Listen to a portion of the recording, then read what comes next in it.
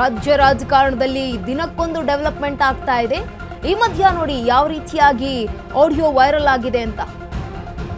ಬೆಳವಣಿಗೆಗಳು ಸಹಜ ರಾಜಕಾರಣದಲ್ಲಿ, ಆದರೆ ಇವತ್ತೇ ಬಂದಿರುವಂಥದ್ದು ಜಮೀರ್ ಅಹ್ಮದ್ ಖಾನ್ ರದ್ದು ಎನ್ನಲಾದಂಥ ಆಡಿಯೋ ಇದು.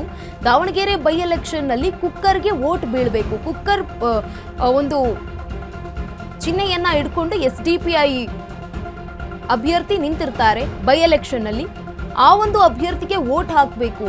ಮುಸ್ಲಿಮ್ಸರು ಎಲ್ಲರೂ ಕೂಡ ವೋಟ್ ಹಾಕಿಲ್ಲ ಅಂದ್ರೂ ಪರವಾಗಿಲ್ಲ, ಒಂದಷ್ಟು ವೋಟ್ಗಳು ಡಿವೈಡ್ ಆಗಬೇಕು ಅನ್ನುವಂತಹ ಮಾತುಗಳು ಈಗ ಆಡಿಯೋದಲ್ಲಿ ಕೇಳಿ ಬಂದಿರುವಂತದ್ದು.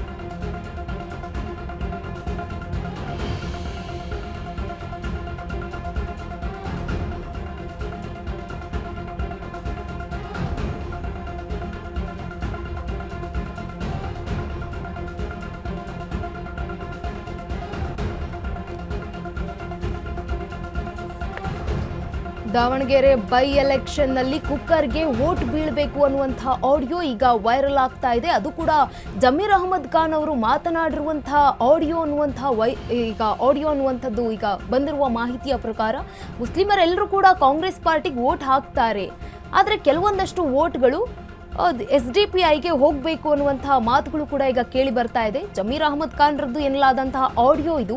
ಮುಸ್ಲಿಮರೆಲ್ಲ ಕೂಡ SDPIಗೆ ಪಕ್ಷೇತರವಾಗಿ ನಿಂತಿರುವಂತಹ ಅಭ್ಯರ್ಥಿಗಳಿಗೆ ವೋಟ್ ಹಾಕಬೇಕು. ಒಂದು ವೇಳೆ ಮುಸ್ಲಿಮರು ವೋಟ್ ಹಾಕಿಲ್ಲ ಅಂದ್ರೂ ಪರವಾಗಿಲ್ಲ, ಅವ್ರು ಮತ ಹಾಕದೇ ಇದ್ರೂ ಪರವಾಗಿಲ್ಲ, ಆದರೆ ಕಾಂಗ್ರೆಸ್ಸಿಗೆ ಮತ ಹಾಕಬಾರ್ದು, SDPIಗೆ ನಿಂತಿರುವಂತಹ ಅಭ್ಯರ್ಥಿಗೆ ಮತವನ್ನ ಹಾಕಬೇಕು ಅನ್ನುವಂತಹ ಆಡಿಯೋ ಈಗ ವೈರಲ್ ಆಗಿರುವಂಥದ್ದು. ಅದು ಕೂಡ ಜಮೀರ್ ಅಹ್ಮದ್ ಖಾನ್ ರದ್ದು ಎನ್ನುವಂತಹ ಆಡಿಯೋ ಈಗ ಬರ್ತಾ ಇರುವಂಥದ್ದು. ಮುಸ್ಲಿಮರೆಲ್ಲರೂ ಕೂಡ ಕಾಂಗ್ರೆಸ್ ಪಾರ್ಟಿಗೆ ವೋಟ್ ಹಾಕ್ತಾರೆ, ಇಲ್ಲ ಅಂತ ಅಲ್ಲ, ಆದರೆ ಆ ಪಾರ್ಟಿ ಆ ವೋಟ್ಗಳೇ ಈಗ ಡೈವರ್ಟ್ ಆಗಬೇಕು, ಆ ವೋಟ್ಗಳಿಂದಲೇ ಕಾಂಗ್ರೆಸ್ ಅಭ್ಯರ್ಥಿ ಸೋಲಬೇಕು ಅನ್ನುವಂತಹ ಮಾತುಗಳು ಈಗ ಕೇಳಿ ಬಂದಿರುವಂಥದ್ದು. ದಾವಣಗೆರೆಯಲ್ಲಿ ಕಾಂಗ್ರೆಸ್ ಅಭ್ಯರ್ಥಿ ಸಮರ್ಥ ಶಾಮ್ನೂರ್ ಅವರನ್ನ ಸೋಲಿಸೋದಕ್ಕೆ ಸಂಚೇನಾದ್ರೂ ನಡೆದಿತ್ತಾ ಅನ್ನುವಂತಹ ಪ್ರಶ್ನೆ ಈಗ ಉದ್ಭವ ಆಗ್ತಾ ಇರುವಂಥದ್ದು. ಬೈ ಎಲೆಕ್ಷನ್ ನಲ್ಲಿ ಕುಕ್ಕರ್ ಚಿಹ್ನೆಯನ್ನ ಇಟ್ಕೊಂಡು SDPI ಅಭ್ಯರ್ಥಿ ನಿಂತಿರ್ತಾರೆ. ಅವರೇ ಈ ಬಾರಿಯೂ ಕೂಡ ಹೆಚ್ಚಿನದಾಗಿ ಒಂದು ಮತವನ್ನ ಪಡೆದಿರೋದು. ಅಂದ್ರೆ ಕಾಂಗ್ರೆಸ್, BJP, JDS ಮೂರನ್ನೂ ನೋಡಿದ್ರಾಗ ಒಂದಷ್ಟು ಮತಗಳು ಡಿವೈಡ್ ಆಗಿವೆ. ಯಾಕಂತಂದ್ರೆ ಕೇವಲ 5,000 ಅಂತರಗಳಲ್ಲಿ ಮಾತ್ರ ಸಮರ್ಥ ಶಾಮ್ನೂರ್ ಅವರು ಗೆಲುವನ್ನ ಸಾಧಿಸಿರೋದು. ಅವರ ತಾತ ಲಕ್ಷಾಂತರ ಒಂದು ವೋಟ್ಗಳಿಂದ ಮುನ್ನಡೆಯನ್ನ ಸಾಧಿಸ್ಕೊಂಡು ಬಂದು ಗೆಲುವನ್ನ ಸಾಧಿಸ್ಕೊಳ್ತಾ ಇದ್ರು. ಆದರೆ ಇವರು ಇವತ್ತು ಈ ಬೈ ಎಲೆಕ್ಷನ್ ಅಲ್ಲಿ ನಿಂತಾಗ ಕೇವಲ 5,000ಗಳ ಅಂತರದಿಂದ ಗೆಲುವನ್ನ ಸಾಧಿಸ್ಕೊಂಡಿದ್ರು.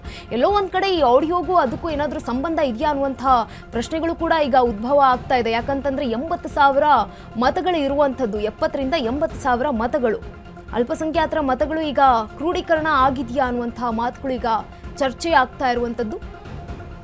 ಮುಸ್ಲಿಮರೆಲ್ಲರೂ ಕೂಡ ಕಾಂಗ್ರೆಸ್ ಪಾರ್ಟಿಗೆ ವೋಟ್ ಹಾಕ್ತಾರೆ, ಕೆಲವೊಬ್ರು ವೋಟ್ ಹಾಕಲಿಲ್ಲ ಅಂದ್ರೂ ಪರವಾಗಿಲ್ಲ, ಆದರೆ ಕಾಂಗ್ರೆಸ್ಸಿಗೆ ವೋಟ್ ಹಾಕೋದು ಬೇಡ ಅನ್ನುವಂಥ ಮಾತುಗಳು ಕೂಡ ಕೇಳಿಬಂದಿದೆ.